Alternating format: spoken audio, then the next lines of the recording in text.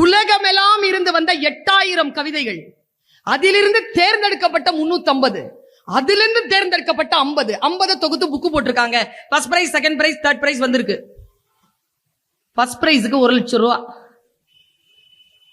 கவிதை கேட்கணுமா?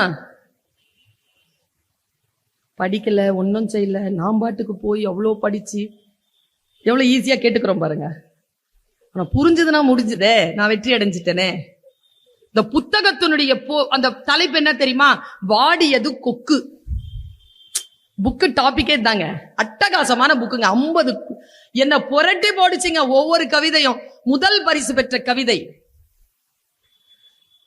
வாடியது கொக்கு, ஓடியதெல்லாம் ஜோடி மீன்கள்.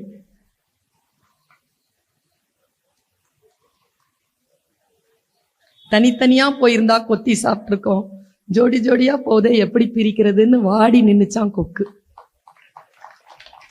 கோனார் ஊரை தந்தாதான் கைத்தட்டுவேங்கிறவங்களை என்ன பண்றது? வாடியது கொக்கு, ஓடியதெல்லாம் ஜோடி மீன்கள். இப்ப பாருங்க இரண்டாவது கவிதை. தூண்டில் மீன், தூண்டில் மீன் அதன் கண்களில் விடை பெற்றுக் கொண்டது நதி. மீனை பிடிச்சிட்டாங்க. இதுக்கப்புறமா அந்த நதி அந்த மீனை சந்திக்க போவதில்லை. டாட்டா சொல்லுதான், போயிட்டு வாங்க. என் மனசெல்லாம் இனிப்பான அடுத்த கவிதை, மூணாவது கவிதை. சுள்ளி பொறுக்கிய சிறுமிக்கு தன் இறகை உதிர்த்து விட்டு போனது மயில். இது அந்த நடுவர்களுக்கு பிடிச்ச கவிதை, கனிமொழிக்கு பிடிச்ச கவிதை. எம்பி எங்க அக்கா மாண்பமை பாராளுமன்ற உறுப்பினராக இருக்கிறார். மிகப்பெரிய வெளிச்சமான ஒரு thinker. She is a tank, thinking tank. அவங்களுக்கு பிடிச்ச கவிதை என்ன தெரியுமா? அவங்க சொன்னாங்க, என் கண்ணிலையும் கண்ணீர், அவங்க கண்ணிலையும் கண்ணீர், 2 பேரும் சந்திச்சுக்கிட்டோம், 2 பேர் கண்ணிலையும் கண்ணீர் வந்துருச்சு அந்த கவிதைக்கு. கவிதை எப்படி புரியுதா பாருங்களேன். நமக்கு அது போதுங்க. ஒன்று புரிந்து விட்டால் மனம் ஒரு நிமிஷம் அப்படி புரண்டு போட்டுருச்சுன்னா வாழ்ந்த அந்த இனிப்பான அந்த கணம் இருக்குல்ல, சாவு வரைக்கும் கூட வருங்க அந்த இனிப்பு. அதான் வாசிப்பு தரும், இசை தரும். மனம் வெளுக்கும் சாம்பல் இசையும் இலக்கியமும் மனசை கழுவிடுதுங்க. என்ன கவிதை தெரியுமா? காட்சிப்படுத்திக்கோங்க. கடைசி இலையும் உதிர்ந்த பிறகு, கடைசி இலையும் உதிர்ந்த பிறகு நிலவை சூடிக்கொள்கிறது மரம்.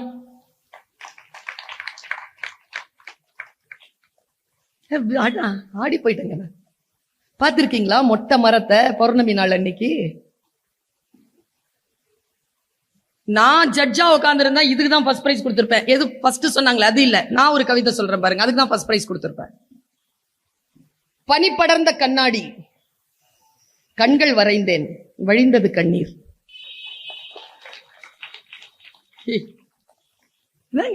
எப்படி சிந்திக்கிறாங்க பாருங்க. இன்னொரு பையன் எழுதியிருக்காங்க, அந்த சுடுகாட்டிற்கு உயிர் தந்தது ஒரு பிணம். இன்னொரு கவிதை ஞாபகம் வருது.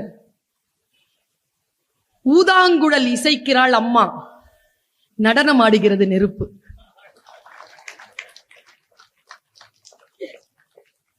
என்ன ரசனைங்க.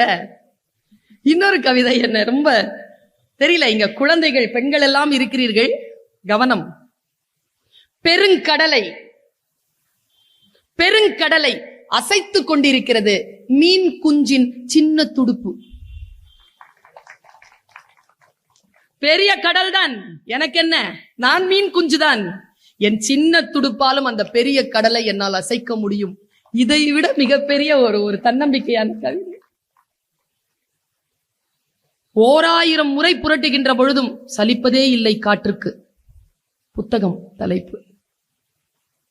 1000 முறை புரட்டுது அந்த புத்தகம், காற்றுக்கு சலிப்பதே இல்லை. வார்த்தைகளை எப்படி நாம் உள்வாங்குவது? எப்படி இந்த கவிதை புத்தகங்களை, இந்த கட்டுரைகளை தேடி போவது?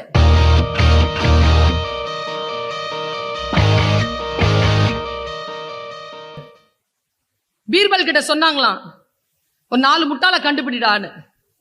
நேரா வாங்க முதலாளி போலான்னு சொல்லிட்டு தெருல கூட்டிட்டே போகும்போது ஒருத்தன் குதிரையில தலையில ஏதோ கட்டு வச்சுட்டு போனா, என்னப்பா குதிரைக்கு ஏன் வெயிட்டு போதாதா, அதனால அதை இறக்காம போறேன். ஃபர்ஸ்ட் முட்டாளை கண்டுபிடிச்சிட்டோம்டான்னாராம் அக்பர்.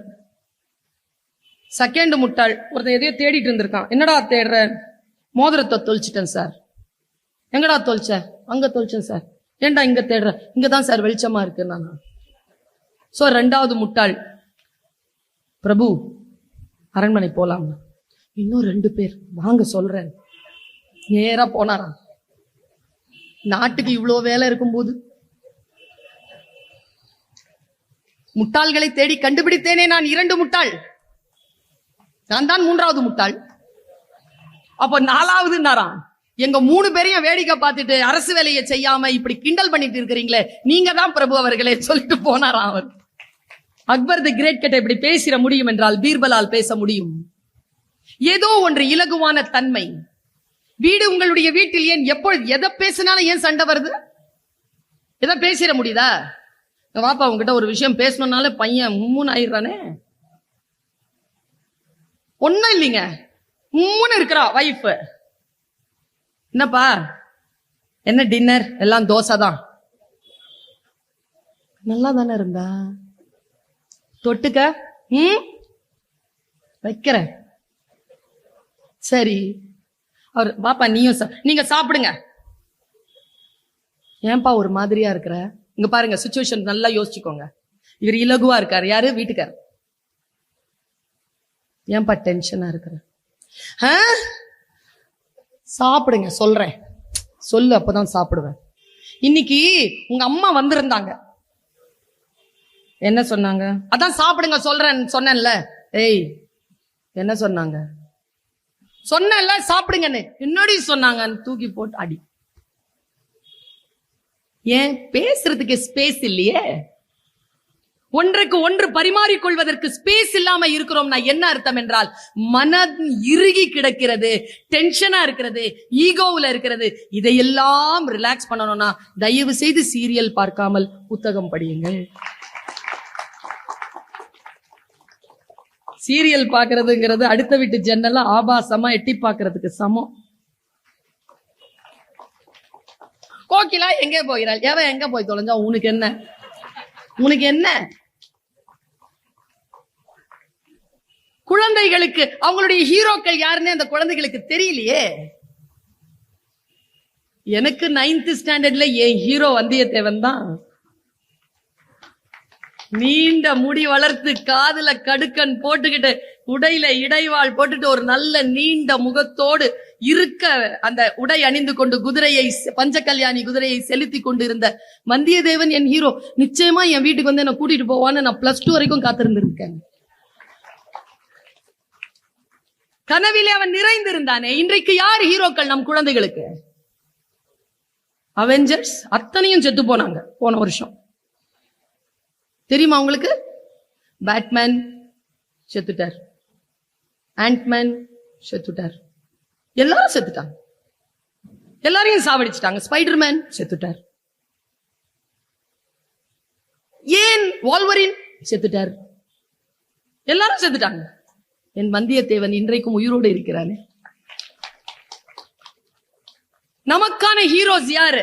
எங்க ஐயா பெரியார்தாசன் தான் சொல்வாரு, மேல இருந்து ஒருத்தன் உண்மையா குதிக்கிறான், அவனுக்கு டூப்புன்னு பேரு. குதிக்கிற மாதிரி நடிக்கிறவங்க எல்லாம் ஹீரோ. உண்மையா குதிக்கிறவனுக்கு 1000 ரூபாய் சம்பளம், குதிக்கிற மாதிரி நடிக்கிறவருக்கு ₹1 கோடி சம்பளம். இந்த நாடு உருப்படுமான்னு கேட்பார் அவரு.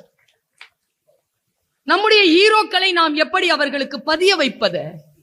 போங்க, மொழிபெயர்ப்பு நூல்களுக்குள் போங்க.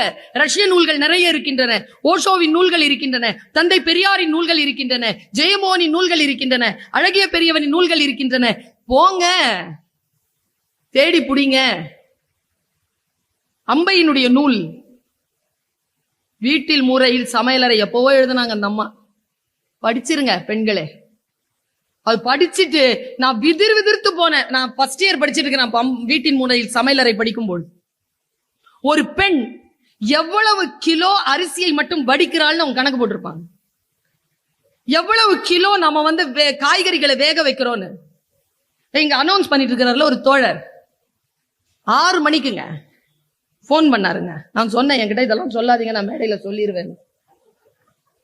அவர் சொன்னாருங்க, வைஃபுக்கு போன் பண்றாரு, மேடம் 9:30க்கு வருவாங்க, நீ வீட்டுல இட்லி போட்டு. அந்த அம்மா சொல்றாங்க, நான் ப்ரோக்ராம்க்கு வரேங்க. அதான் அவங்க பேசி முடிப்பாங்கல்ல, அவங்க இங்க இருந்து வரதுக்குள்ள நீ வீட்டுல போய் ஒரு இட்லி போட்டு வச்சு. நான் தான் சொன்னேன், நீங்க போங்கள, நீங்க போய் இட்லி போடுங்க. நான் நீங்க இட்லி போட்டா வேகாதா, இல்ல பர்வீன் சுல்தான் நான் சாப்பிட மாட்டேனா? வரதே இல்ல, வர்றவங்களையும் இப்படி வீட்டுக்கு துரத்தி விட்டீங்கன்னா, ஆமா அவங்க பேசி முடிச்ச உடனே அவங்களுக்கு இட்லி போடுன்னு நான் இட்லி போட்டு உக்காந்துருக்கிட்டேன், அவங்க இங்க வரட்டும், அப்புறமா அவங்கள பாத்துக்கிறேன், இப்படி சொல்லுவாங்க தானே. நாளும் கிழமையும் நலிந்தோருக்கு இல்லை, ஞாயிற்றுக்கிழமை பெண்களுக்கு இல்லை, கிடையாது. கொஞ்சம் அவர்களை புரிந்து கொள்வது, மனிதர்களை புரிந்து கொள்வது, குழந்தைகளின் மொழியை புரிந்து கொள்வது. குழந்தையின் மொழி, பெண்ணின் மொழி, ஒரு ஆணின் மொழி, ஒரு கணவனின் மொழி, தவிக்கக்கூடிய மாமன் மாமியின் மொழி, ஒரு தோழனின் மொழி, ஒரு காதலியின் மொழி புரிகிறதா நமக்கு? பெருமழை இரவு, படுக்கையில் நான், பெயரன் கேட்டான், தாத்தா காக்கா எங்கே தூங்கும்? குழந்தை மொழி. ஆற்று மணல் மிதித்து நடக்கிறேன் நான், வீடு கட்டுகிறது குழந்தை. வீட்டிற்கு வெள்ளை அடித்தேன், அழுதது குழந்தைகள், அதில் அது கீறிய சித்திரங்கள். குழந்தை மொழி புரிகிறதா நமக்கு? குழந்தை மொழியும் பெண் மொழியும் புரிய வேண்டும் என்றால் படிக்க வேண்டும், வார்த்தைகள் புரிய வேண்டும். நமக்கு ரசனையை நாம் கூட்டிக் கொள்ளலாமா? கொஞ்சம் கொஞ்சம் கூட்டிக் கொள்ளலாம், ரசனையை கூட்டிக் கொள்ளலாம். ரசனையை எப்படி கூட்டுவது? ஒரு காலகட்டத்தில் நாம் கேட்ட இசையை நம் குழந்தைகள் கேட்பதில்லையே. எனக்கு நௌஷாதை எனக்கு தெரியுமே, என் அப்பா ரசித்த நௌஷாத், என் அப்பா ரசித்த தான்சேன் நான் கேட்கிறேனே. என் அப்பா ரசித்த சுரையா நான் ரசிக்கிறேனே. ஆனால் நான் ரசித்த டிஎம்எஸ்ஐ என் பையன் ரசிக்க மாட்டேன் என்கிறானே. நான் ரசித்த சுஷீலா, நான் ரசித்த ஜென்சி, நான் ரசித்த ஜானகி, நான் ரசித்த வாணி ஜெயராம்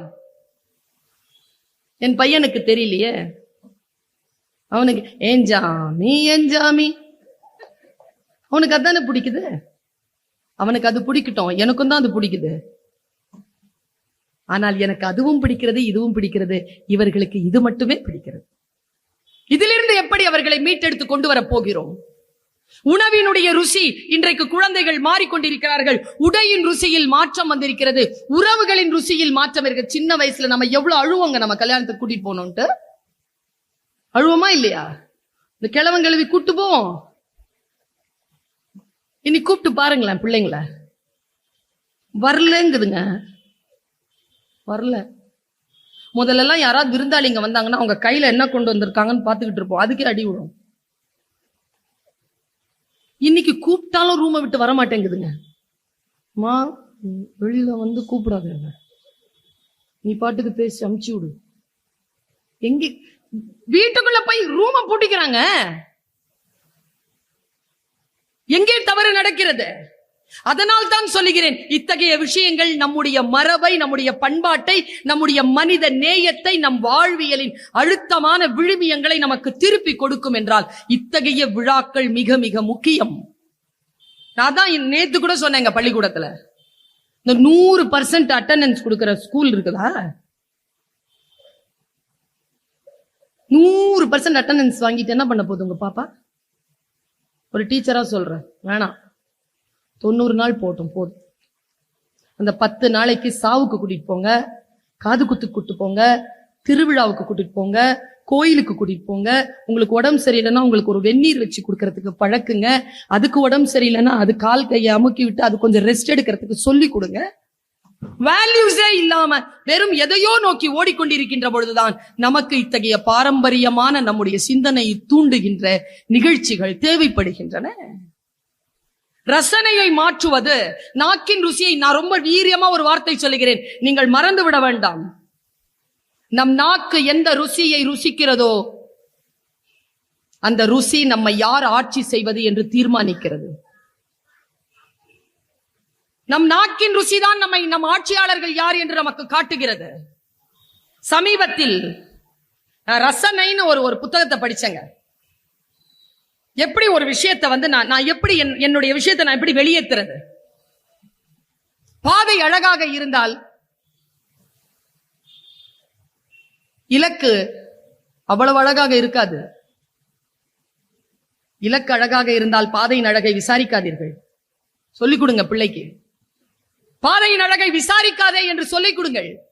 பல நேரங்களில் நாம் செய்யக்கூடிய மிகப்பெரிய பிழை என்ன என்று நான் சொல்றேன். மனதிற்கு என்று ஒரு சக்தி இருக்கிறது.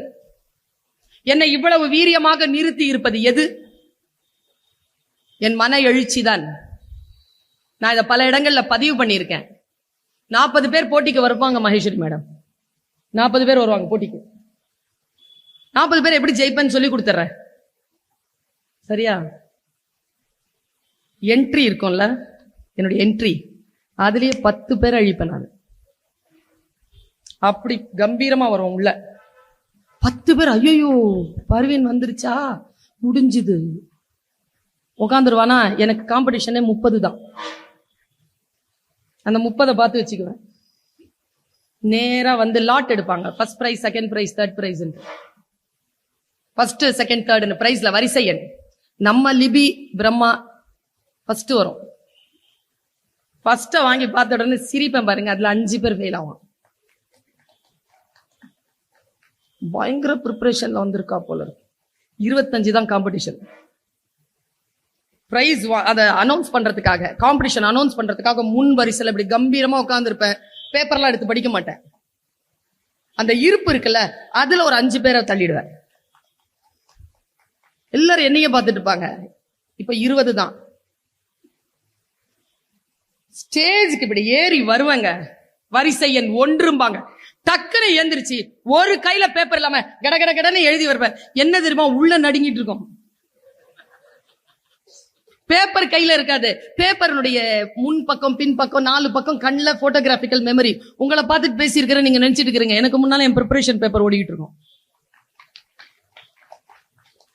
அப்படி வந்து மேடையில டக் டக் டக் டக்னு ஏறி வந்து இப்படி நிப்பம் பாருங்க.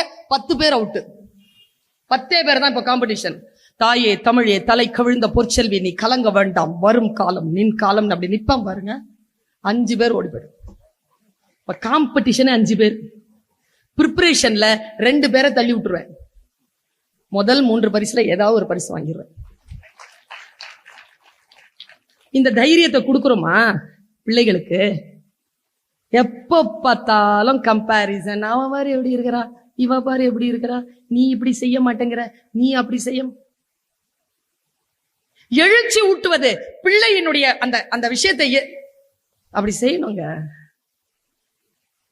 என் பையன் ஒரு தப்பு காரியம் பண்ணிட்டான் ஸ்கூல்ல. என்ன தப்பு காரியம் பண்ணான்னு சொன்னா நீங்க வருத்தப்படுவீங்க. அவங்க ஸ்கூல் வாத்தியார் யாரோ அவனை ஏதோ சொல்லி இருக்கிறாரு. அவன் ஹாஸ்டல் வெளியில வரும்போது வழுக்கி விழணுங்கிறதுனால சர்க்கரையில பாலும் சர்க்கரையும் கலந்து அவங்க வாசல்ல ஊத்தி வச்சுட்டான். விழுந்து வழுக்கி விழுட்டோன்ட்டு. அதை அவன் ஃப்ரெண்டு போய் அந்த டீச்சர் கிட்ட சொல்லிட்டான். எனக்கு போன் வந்துருச்சு. ஊட்டியில படிச்சான். நான் ஃபிளைட் எடுத்துட்டு போயிட்டேன். கூட்டு போயிடுங்க மேடம், உங்க பையன் வன்முறையாளனா மாறிட்டாங்கிறாங்க. அவனை பாக்குறேன். நீங்க நினைச்சுக்கோங்க, நம்ம இந்த 700 கோடி மக்கள்லயே நம்மளை ஏமாத்துறதுக்குன்னே ஒரு உயிர் நம்ம வீட்டுக்கு வந்திருக்குதுன்னா அது நம்ம புள்ளதான். பச்சை பிள்ளைங்க. நான் இசபெல் ஹாஸ்பிட்டல்ல இருந்து அவனை பெத்தெடுத்து இப்படி கையில தூக்கிட்டு வந்த மாதிரியே நிக்கிறாங்க.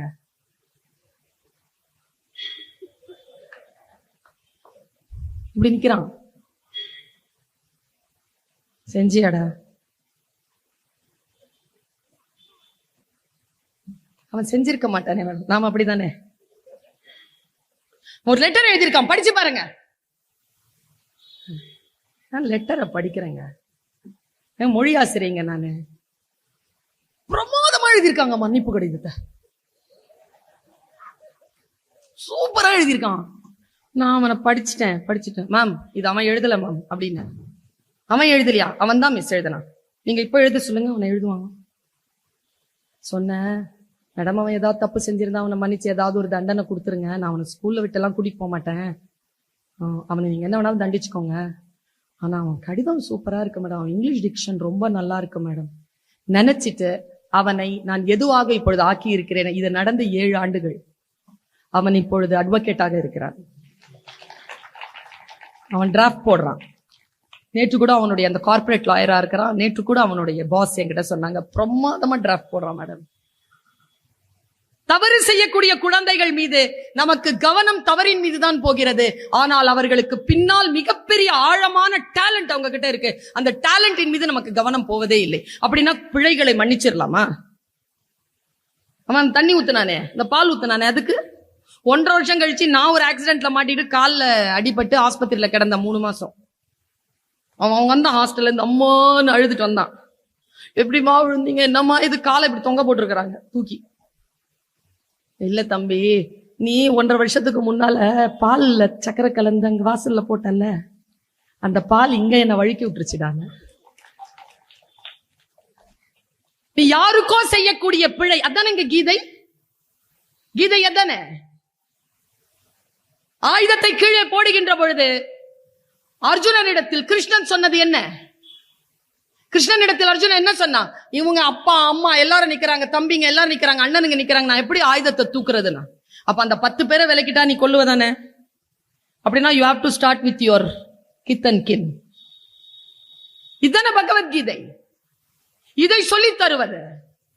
நாம் எங்கோ தவறு செய்து கொண்டிருக்கிறோம். எந்த இடத்திலோ ஏதோ ஒரு நிலையிலே நாம் விழிப்புணர்வு இல்லாமல் இருக்கிறோம். குழந்தைகள் மட்டும் தானே அந்த போனை கெட்டதா பயன்படுத்துது. 30க்கு தெரியுதா பயன்படுத்துறதுக்கு போன? 40க்கு 50 55 60 65க்கு தெரியுதா போனை எப்படி பயன்படுத்தணும்? 70 75 இந்த பிள்ளைகளையாவது நம்ம சொல்லி திருத்திடலாம். அவங்களெல்லாம் ஒருத்தர்கிட்ட கேட்டாங்க, 60 வயசுல இப்படி நடந்துக்கிறீங்களா சார்? அவர் பதில சொன்னாரு பாருங்க, சூப்பர் பதில்.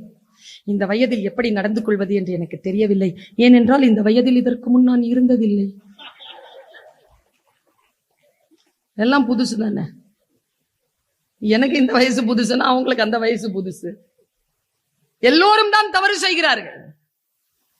வயதாகிவிட்டது என்பதற்காகவே யாரும் புனிதர்கள் இல்லை. இன்னும் ஒரு வாசகம் சொல்கிறேன், எழுதி வைத்துக் கொள்ளுங்கள். யாரோ ஒருவர் இறந்து விட்டார் என்பதற்காகவே அவர் புனிதராகிவிட மாட்டார். செத்து போன மனுஷனை குறை சொல்லக்கூடாது. அதுக்கு செஞ்ச பாவம் செஞ்ச குற்றம் அதெல்லாம் பேசக்கூடாதா? பேசுவோம். வரலாறு எப்பொழுதுமே மனிதர்களின் குற்றங்களையும் குறைகளையும் பாவங்களையும் நினைவில் வைத்துக் கொள்ளும் என்பதனை பிள்ளைகளுக்கு சொல்லிக் கொடுங்கள். இறப்பதனால் யாரும் புனிதர்களாக ஆகிவிடுவதில்லை. இந்த கான்செப்ட் தப்பு. ரசனையை மாத்துங்க. நான் ஒரு சின்ன ஒரு வாசிப்பு மட்டும் சொல்லிட்டு போறேன், நேரம் நெருங்குகிறது. ஞானராஜசேகரன் சொல்லிட்டு ஒரு மிகப்பெரிய IAS ஆபீசர், பாரதின்னு படம் எடுத்தார், பெரியார்னு படம் எடுத்தார், மோகமுள்னு படம் எடுத்தார், முகம்னு படம் எடுத்தார். நிறைய படங்களை, ஆக்கப்பூர்வமான படங்களை இந்த தமிழகத்திற்கு தந்தவர். எனக்கு தெரிந்து நான் பாரதியை முழுமையாக தரிசித்தது சாயாஜி ஷிண்டே இடத்தில்தான். தேவயானி அவர்கள் செல்லம்மாவாக நடித்திருப்பார்கள். பிரமாதமா அதை போர்ட்ரேட் பண்ணியிருப்பார் அவர். அவர்கிட்ட இருந்து எனக்கு ஒரு நாள் போன், பர்வீன் உங்களை பார்க்கணும். நான் போனேன். சிவாஜி கணேசன் பிலிம் டெக்னாலஜி ஒரு பெரிய ஒரு கோர்ஸ் ஆரம்பிக்குதுமா, அதுக்கு காட்சிப்படுத்தலும் கதை சொல்லுதலும் அப்படிங்கிறதுக்கு பாடத்திட்டத்தை வகுக்கணும், நீங்க பாடத்தை எடுக்கிற டீச்சரா வரணும். நாங்க 3 வருஷம் நான் அந்த குழந்தைகளுக்கு டீச்சரா இருந்தேன். நானும் ஐயாவும் உட்கார்ந்து தான் பாடத்திட்டத்தை வகுத்தோம். இப்பவும் அந்த பாடத்திட்டம் தான் போயிட்டு இருக்கு. அந்த பாடத்திட்டத்தில் ஒரு புத்தகத்தை, ஒரு கதையை நாங்கள் தேர்ந்தெடுத்தோம். ஒரு படைப்பாளன் யார்? நீங்க நிறைய பேர் இங்க படைப்பாளர்களாக இருப்பீர்கள். எங்கே நீங்கள் தோற்கிறீர்கள் தெரியுமா? இப்போ அந்த ஆஸ்திரேலியாவில் நான் பார்த்தேன், சிட்னில அந்த ஆற்று மணல் எடுத்து இப்படி சலிச்சாங்கன்னா மணல்லாம் போயிட்டு தங்கம் நிக்கும். நல்ல 1 கிராம் 2 கிராம் நிக்குங்க தங்கம். இந்த ஆடியன்ஸ் அப்படி ஒரு சலிச்சேன்னு வச்சுக்கோங்களேன், இதுல கவிஞர்களும் படைப்பாளர்களும் அப்படி நிப்பீங்க. அந்த தங்கங்கள் உண்டு இங்கே, ஆனால் வெளிப்பட மாட்டேன் என்கிறீர்கள். வரமாட்டேன் என்கிறீர்கள், எழுத மாட்டேன் என்கிறீர்கள். எழுதுங்கள் என்கிறேன் நான். உங்களுக்கான அங்கீகாரம் உங்களுக்கு வந்து சேரும். ஒரு குழந்தை செத்து போயிட்டாங்க, 15 வயசு குழந்தை. நாஜிகளினுடைய படைக்கு கீழே அவன் ஒரு இதுல பொந்துல இருந்து செத்து போயிட்டா. அவ செத்து போறதுக்கு முன்னால் அங்க என்னென்ன நடந்ததுன்னு சொல்லிட்டு எழுதி வச்சுட்டு போனான். இன்னைக்கும் இருக்கு அந்த குறிப்புகள், அவள் குறிப்புகள் புக்கா இருக்கு, பதிவு செய்யுங்கள். என்றைக்காவது ஒரு நாள் வந்து சேரும் உங்களுக்கான அங்கீகாரம். ஒரே ஒரு புத்தகத்தை மட்டும்தான் எழுதுறாருங்க, அது சாகித்ய அகாடமி வாங்குது. அப்படிப்பட்ட எழுத்தாளர்கள் இல்லையா? தோப்பில் முகமது மீரான் கடலோரத்து கதை, அவ்வளவு பிரமாதமான நூல். ஜோடி குரூஸ், பிரான்சிஸ் கிருபா, இவங்கெல்லாம் யாருங்க? இவங்கெல்லாம் நம்ம நாட்டுல எழுதிக்கிட்டு இருக்க அழகிய பெரியவர். யார் இவங்கெல்லாம்? நம்ம நாட்டுல எழுதிக்கிட்டு இருக்க, களமாடிட்டு இருக்கிறவங்க. உரிய அங்கீகாரம் கிடைக்கப்பட்டிருக்கிறதுனா கிடையாது. இன்னும் அவர்கள் கொண்டாடப்படவே இல்லை. ஓரளவு போய் சேர்ந்திருக்கிறார்கள், அவ்வளவுதான்.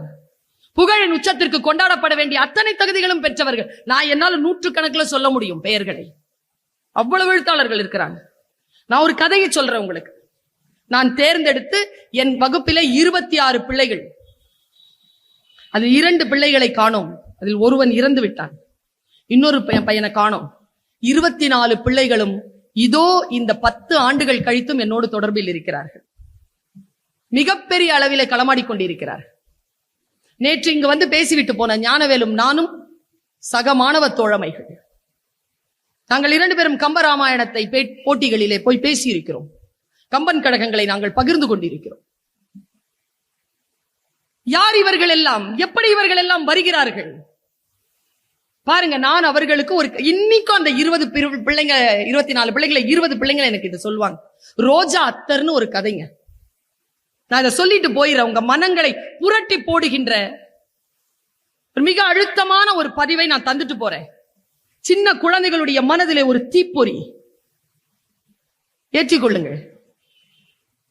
நம்ம எல்லாருக்கும் எதுங்க தேவை? இப்ப நான் ஏதோ பேசுறேன், யூடியூப்ல பாத்தீங்க, எல்லாம் பாத்தீங்க, இங்க வந்து உட்கார்ந்து இருக்கிறீங்க. எனக்கு ஒரு போதை உண்டு. என்ன போதை தெரியுமா? மேம் நல்லா பேசுனீங்க மேம், இதுக்கு மேல சொல்லியா நான் வளரணும்? இருந்தாலும் என் மனம் எதை எதிர்பார்க்கிறது? அங்கீகாரத்தை எதிர்பார்க்க.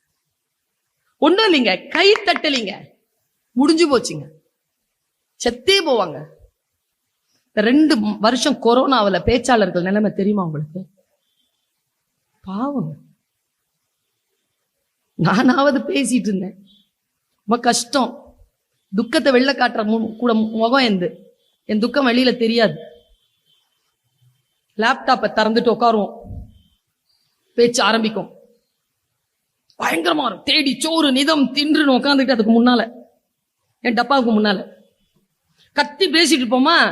எப்படி எனக்கு அதுக்கு முன்னால பேசுறது புது விஷயமோ, ஆடியன்ஸ்க்கும் கேமரால உட்காந்துக்கிட்டு ஒரு ஜூம் மீட்டிங்ல ஒரு நிகழ்ச்சியை பார்க்கறது புதுசு. ஒரு ஐயா கரெக்டா இங்க வச்சுக்கிட்டு முறுக்கு சாப்பிடுற, நான் அதை பார்த்துட்டு பேசணும். தேடி சோறு நிதம் தின்றுன்னு பேசணும். இன்னொரு ஒரு அம்மா சிங்கப்பூர்ல இருந்து சோறை நல்லா இப்படி குழைச்சி சோறை வாயில போட்டுட்டு மோர் குடிக்குது. நான் யோசிக்கிறேன், சோறுல தானே மோர் போட்டு குடித்தாங்க, இந்த மாதிரி தனித்தனியா இப்படி யோசிச்சா பல சின்னஞ்சிறு கதைகளை பேசி நான் எப்படி அடுத்த வரி சொல்றது? உங்க முகத்தை பார்த்து பேசி பழக்கப்பட்டவனா உடனே கோவம் வந்து எல்லா கேமராவையும் ஆஃப் பண்ணிட்டு என் முகத்தை மட்டும் போட்டுக்கிட்டேன். அது இன்னும் பயங்கரமா இருக்கு. ஏன் மூஞ்சிய நானே பார்த்து பேசுறது எவ்வளவு கஷ்டம் தெரியுமாங்க? ஒரு படைப்பாளராகவோ ஒரு திறனாய்வாளராகவோ களமாடுகின்ற போராளியாகவோ நிற்பது. ஆனாலும் விட்டுற முடியாதே. எப்படி விடுறது? 2-3 நாளைக்கு முன்னால ஒரு விஷயம் திடீர்னு சிந்தனையில வந்துச்சுங்க. எனக்கு ஒரு மீட்டிங் போறதுக்கு ஒரு கேமரா எடுத்துட்டு ஒருத்தர் வந்தார். ஏதோ ஒரு விஷயம் பேசணும்னு பதிவு பண்றது. அவர் கையில ஆமை மோதிரம் போட்டிருந்தாருங்க. ஆமையா? நமக்கு என்னங்க சொல்லி கொடுத்துருக்கு? ஆமை அது நம்ம குடும்பத்தை கெடுத்துச்சா? உறவுகள்ல ஏதாவது சிக்கலை ஏற்படுத்தி வாட்ஸ்அப் மெசேஜ் போட்டுச்சா? பேஸ்புக்ல நம்மளை பத்தி ஏதாவது எதிர்த்து எழுதிச்சா? இல்ல நம்ம கல்யாணத்துக்கு வந்துச்சா? என்ன பண்ணுச்சு? நம்ம வீட்டுக்கு முதல்ல அது வந்துச்சா? ஆமை புகுந்த வீடு உருப்படாதுன்னு யார் சொல்லி தந்தது? பாவங்க ஆமை. ஒரு வேலையும் தெரியாததுங்க, அதுக்கு பாவங்க. அது பேர பாரம்பரியமா கெடுத்து வச்சிருக்கிறோம். ஆனா அதுக்கு அதை பத்தி இப்படி பேசுறோம்னு அதுக்கு தெரியாது. தமிழர்கள் இப்படி ஆமையை பத்தி பேசுறோம்னு தெரியாதுங்க அதுக்கு. நான் ஹாங்காங் போயிருந்த போது அங்க மக்காவுன்னு ஒரு சீன நாடு இருக்கு. என்கிட்ட விசா இருந்தது. நான் உள்ள போய் கூட்டிட்டு போனாங்க. அங்க கிராமங்கள்ல ஒவ்வொரு கிராமத்துக்கு வாசல்லையும் 2 ஆமை வச்சிருக்காங்க. நம்ம குத்து விளக்கு வைக்கிறோம்ல, அகல் விளக்கு, அப்படியே ஆமை வச்சிருக்காங்க. அடப்பாவிகளா, நமக்கு ஆமை புகுந்த வீடு உருப்படாதுங்கிறாங்க. அவன் ஆமை வீட்டுக்கு வான்ட்டு வாசல்லையே வச்சிருக்கான். என்னது இது? இப்ப முஸ்லிம்களும் கிறிஸ்துவர்களுக்கும் பாம்புங்கிறது சாத்தான். சரியா? பழத்தை கொடுத்த சாத்தான். சாப்பிடாதன்னு பழத்தை கொடுத்த சாத்தான். பாம்புனால சாத்தான் இவங்களுக்கு. மற்றவங்களுக்கு சாமி இல்ல, நாகத்தம்மன் இல்லையா? ஆலங்குடியில அவ்வளவு அழகான கோவில் இருக்கு, நாகர் கோவில் இருக்கு. நாகத்துக்கு நம்ம அம்மன்னு பேர் வச்சிருக்கோம். இந்த நாட்டின் மரபு பாம்பை சாமி என்கிறது. வெளியே இருந்து வந்த மதங்கள் அதை சாத்தான் என்கிறது. ஒரே பாம்பு தான். ஏன் சாத்தான், ஏன் சாமி? நான் யோசிக்கிறேங்கிற. தப்பு இல்லைல்ல. ஆமைய பத்தி வரேன், பாம்பை பத்தி அடுத்த வருஷம் பேசுறேன். ஆமைய போய் எனக்கு ஆமை மேல ஒரே காதல் ஆயிடுச்சுங்க. வருஷ கணக்குல நாம அதை கெட்ட வார்த்தையில திட்டி இருக்கிறோம். ஒரு நாடே கொண்டாடுது, ஒரு இனமே கொண்டாடுது. யார்தான்டா நீ? அவனை பத்தி படிக்க ஆரம்பிச்ச. 3 விஷயங்கள் அவனை பற்றி சொல்கிறேன். இன்னிலிருந்து நம்ம அந்த வார்த்தையை பேச மாட்டோம். பாருங்க. 1, இந்த உலகத்திலேயே வாழ்கின்ற அனைத்து பிராணிகளிலும் மிக நீண்ட ஆயுளுடன் வாழ்கின்ற ஒற்றை பிராணி ஆமை. Minimum 120 years to 600 years. 600. Amazing. Number 2 சொல்லவா? தமிழர்களாகிய நாம் இந்த உலகத்திலேயே 2 இனம் தாங்க கடலாடிகள். நாம கடலிலே பயணம் செய்தவர்கள். நாம் கடலிலே எப்படி பயணம் செய்தோம் என்றால், காற்றை வசப்படுத்தினோம். காற்றை எப்படி வசப்படுத்தினோம் என்றால், கடலிலே பயணம் செய்கின்ற பொழுது ஆமைகள் போகின்ற திசையை வைத்துத்தான் தமிழன் கடலின் காற்றின் திசையை நிர்மாணித்திருக்கிறான் என்பது வரலாறு ஆய்வு. 2வது செய்தி என்ன தெரியுமா? இந்த உலகத்தில் இருக்கக்கூடிய அத்தனை கடல்களிலும் உள்ள பிராணிகளிலே அதிகமான கிலோமீட்டர் பயணம் செய்கின்ற ஒற்றை பிராணி ஆமை. டெட் ஸ்லோங்க. அது நடக்கவே நடக்காது. நாம இங்க போனோம்னா இந்த அடி கூட தாண்டாதுங்கிறாங்க. ஆனா உலகத்திலே திமிங்கலம் கூட அவ்வளவு பயணம் பண்ணாதான். ஆமா, அவ்வளவு பயணம் பண்ணுமா? எப்படிறானா ஒரு சயின்ஸ் இருக்கு. அது நீந்தாதான். அது உள்ள போகும்பொழுது கடலுக்குள் நீரோட்டங்கள் போயிட்டு இருக்கும். அந்த நீரோட்டங்களோடு தன்னை இணைத்துக் கொள்ளுமா. நீரோட்டங்களுக்குள் அது ஸ்லோவா போக, ஆனா நீரோட்டம் அதை கூட்டிட்டு போயிட்டு இருக்கும். இவ்வளவு பெரிய சயின்ஸ். எனக்கு கார் ஓட்ட தெரியும், நான் பார்க் பண்ண தெரியாது. நான் டிரைவர் வச்சிருக்கேன். ஆமையும் அதே வேலையை தான் செய்யுது. அதுக்கு சில விஷயங்கள் பலவீனமா இருக்குது. நான் அது பலமானவற்றோடு தன்னை சேர்த்துக் கொள்கிறேன். அரசியல்வாதிகளுக்கு சொல்கிறேன், சேர்த்துக் கொள்கிறது. 3வது விஷயம் நான் சொன்னா, நீங்க உட்கார்ந்து இருக்கக்கூடிய காலில் நிலம் நகர்ந்துரும். இப்போ என்ன விஷயம் தெரியுமா? ஒரு ஆமை உலகத்தில் எந்த இவ்வளவு பயணம் செய்த ஆமை எந்த பகுதியில் அது முட்டையிடுகிறதோ, தன் வாழ்நாளில் எங்கே அது பயணம் செய்தாலும் முட்டையிடணும்னா அந்த பகுதிக்கு வந்துடும். அப்பாடின்னு நான் சிட்னில இருக்குது. 5 நாள்ல முட்டை போடணும்னா அது கன்னியாகுமரிக்கு வந்து முட்டை போட்டுருக்குன்னா 5 நாள்ல கன்னியாகுமரிக்கு வந்துடும்.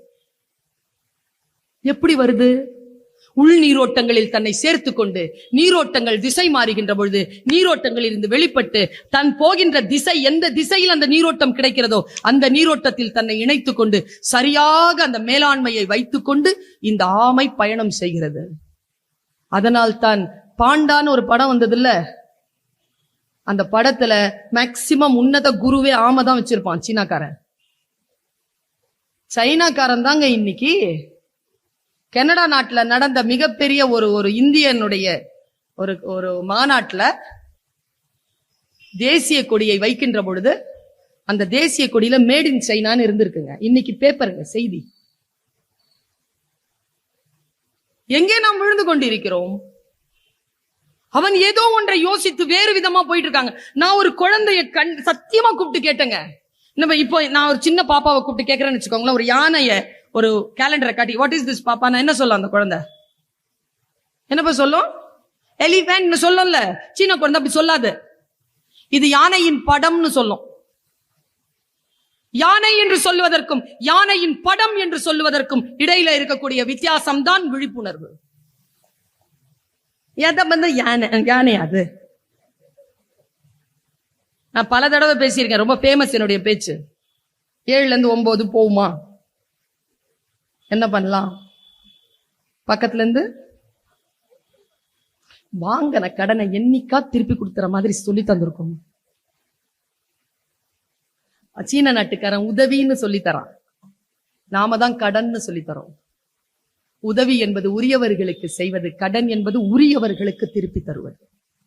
வார்த்தைகளில் வித்தியாசம் இருக்கு, கவனமாக பாருங்கள். அவனை ரொம்ப வேற மாதிரியா வளர்ந்துட்டு இருக்காங்க. நாம் சில விஷயங்களில் நம்ம போட்டி இந்த மன்னார்குடியில இல்ல, நம்ம குழந்தையினுடைய போட்டி வேறு எங்கோ இருக்கிறது.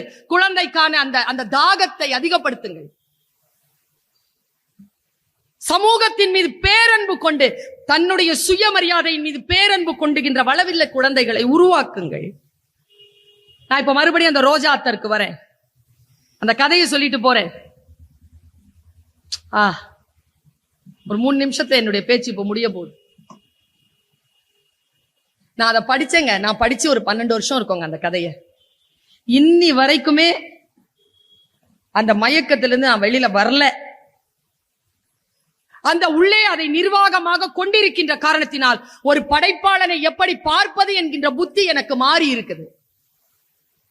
ஒரு சிறிய குழந்தை ஏதேனும் ஒன்றை வந்து தேடிக்கொண்டு என்னை வந்து பார்த்தால் அதன் முன்னால் நான் மண்டியிடுகிறேன். அந்த டேலண்ட்டுக்கு முன்னால நான் மண்டியிடுறேன். ஏன் தெரியுமா? இந்த உலகத்தில் என்னிடத்தில் இருக்கக்கூடியது ஒன்று என்னிடத்தில் மட்டும்தான் இருக்கிறது. அப்படித்தான் அவனிடத்தில் இருக்கக்கூடியது அவனிடத்தில் மட்டும்தான் இருக்கிறது.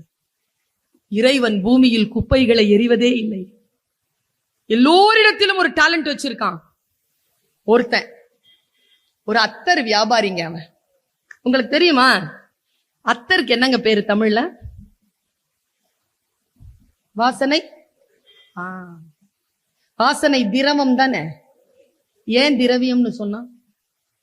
என்னைக்காவது யோசிச்சு பார்த்திருக்கோமா நம்ம? அது வாசனை திரவம் தானேயா. அதை ஏன் திரவியம்னு சொல்றோம்?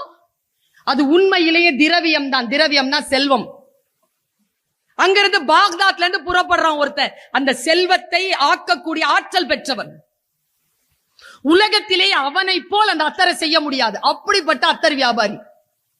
அங்கிருந்து கப்பல் ஏறி வந்து இறங்கி ஹைதராபாத்க்கு வரான். குதிரையில ஏறி வரான். இது ஒரு தெலுங்கு கதை. இது தமிழிலே மொழிபெயர்க்கப்பட்டு சாகித்ய அகாடமி விருது பெற்றிருக்கு. நாங்க அதை பாடமா வைக்கிறோம். அவன் வரான் குதிரை ஏறி. ஏன் வரான் தெரியுமா? இத அனுபவிக்கிறதுக்கு, இத சூப்பர்னு சொல்றதுக்கு ஒரு ஆள் இருக்கிறான் இந்த உலகத்துல. அவன் கோல்கொண்டாவின் நிசாம். அவன் கிட்ட போய் இத குடுத்துட்டு அவன் ரசிக்கிறத பார்க்கணும். இவனுக்கு வேற எதுவும் வேணாங்க. ஒரு விவசாயிக்கு என்ன வேணும்னு நினைக்கிறீங்க?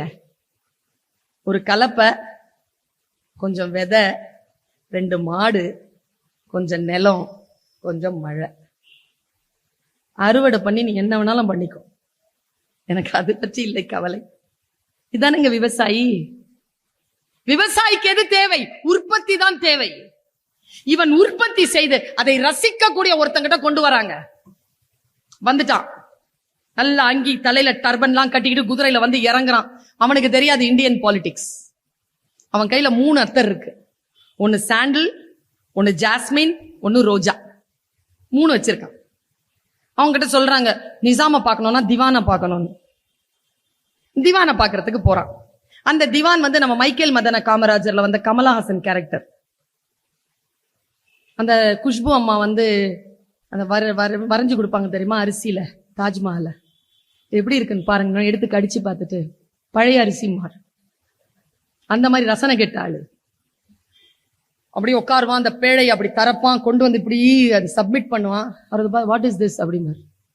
இது அத்தர். வச்சுட்டு போகும்பாரு. இல்ல நிசாம் கிட்ட போகணும். அதெல்லாம் போக முடியாது, போ கூட்டு போடா வெளில அப்படின்னு. அந்த அத்தர் எடுத்து உள்ள வைங்க. சந்தனம் அவுட்டு. இப்ப 2 தான் இருக்கு கையில. நிசாம் கிட்ட போகணும். வெளியில வந்து யாரையோ காசு கொடுத்து அதுல இருந்து இன்னொரு அதிகாரி கிட்ட போவாங்க. இன்னொரு அதிகாரியும் அதே மாதிரி ஜாஸ்மினை புடுங்கிட்டு அனுப்பிச்சிருவார். இவர் ரோஜா அத்தர் மட்டும் வச்சுக்கிட்டு நிசாம தேடிட்டு அலைவாம்பார். 8 பக்க கதை தோழமைகளை. அடேங்க அப்பா, அலைவான். கடைசியில அவன் மீட் பண்ணவே முடியாதுன்ன உடனே அந்த கோல்கொண்டாவனுடைய வாசல்ல வெள்ளிக்கிழமை காலையில் அவன் உலா வருகின்ற பொழுது வந்து அந்த கூட்டமா நின்னுடுவான். எப்படியாவது இந்த பக்கம் தானே வருவான் இளவரசன், கையில எடுத்து கொடுத்துடலான்னு. குதிரையில தானே வருவான், அந்த ஸ்பாட்ல கொடுத்துடலாம் கையிலன்னு பாத்துக்கிட்டே இருப்பாங்க. குதிரை சத்தம் கேட்கும். குதிரை சத்தம் கேட்ட உடனே உடம்புல ஒரு பதட்டம் வரும் பாருங்க. பதட்டத்துல அவன் இப்படி பதற்றத அந்த போலீஸ்காரன் பாத்துருவான். அவன் இந்த கைய பிடிச்சிருவாங்க. தரன்னு இழுத்துட்டு போவாங்க. 7வது பக்கம் முடிவுல அவன் இழுத்துட்டு போறான். 8வது பக்கம் கதை முடியுது, இழுத்துட்டு போறான். அப்படி திரும்பி பார்ப்பாங்க. கதை ஸ்லோ மோஷன்ல போகும். இப்போ இந்த 8வது பக்கம் கதை ஸ்லோ மோஷன்ல போகும். ஸ்லோ மோஷன் வருவாங்க, பாப்பான் பாருங்க. குதிரை வந்து குழம்பு காது கிட்ட கேட்கும். இவன் கிட்ட போய்கிட்டே இருப்பான். அவன் அப்படி கிராஸ் பண்ற அந்த டைம்ல நிசாம் வந்துருவான். குதிரையை பாத்துருவான், நிசாம பாத்துருவான். உடனே என்ன பண்ணுவானா, இந்த கைய அப்படி முறுக்கி இப்படி வலதுபுறமா திருப்பி தன்னுடைய இடுப்புல இருக்கக்கூடிய அந்த ரோஜா அத்தரை எடுப்பாங்க கையில. இத பிடிச்சிருவான்.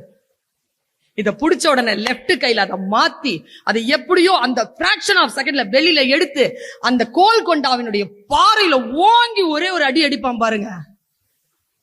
அந்த வாசனையில அந்த போன குதிரை அப்படி நிக்கோங்க. அப்படி நின்னுட்டே இருந்த நிசாம் கண்களிலே ஒரு மயக்கம். என்ன வாசனடா இது?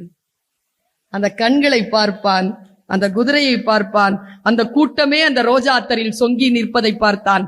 தன் வேலை முடிந்தது என்று தன் அங்கியை உதறி தன் தலையிலே கட்டிக்கொண்டு நேராக பாக்தாத் நோக்கி புறப்பட்டான் அந்த கலைஞன் என்று அந்த கதையை முடித்திருப்பார். ஒரு ரசனை கொண்ட சமூகத்தை எதிர்பார்த்துதான் இவர்கள் எல்லாம் எழுதுகிறார்கள்.